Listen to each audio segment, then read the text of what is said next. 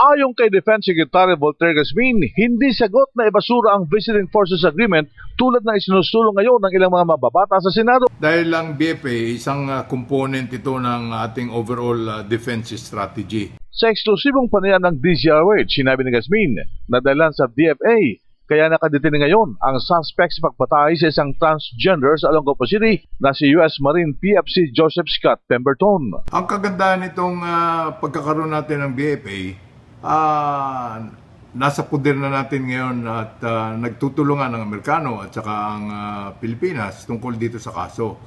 Kung wala yung BFA, hindi natin mahahawakan yung akusadong si Pemberton. Ipinagmalaki pa ni Gasmin ang malaking tulong na naibabahagi ng gobyerno ng Amerika dahil sa Visiting Forces Agreement.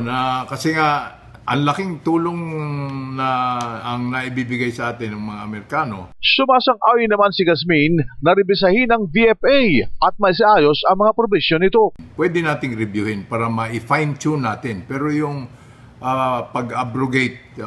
abrogation of the VFA, makaka-apekto to sa ating defense posture. Ang pahayag at paliwanag ni Defense Secretary Voltaire Gasmin, magugunita na nagugat na naman ang panawagang ibasura ang VFA matapos na mapatay ang transgender na si Jeffrey Laude sa Olongapo City at ang pangunahing suspect ay ang Amerikanong sundalo si PFC Joseph Scott Pemberton.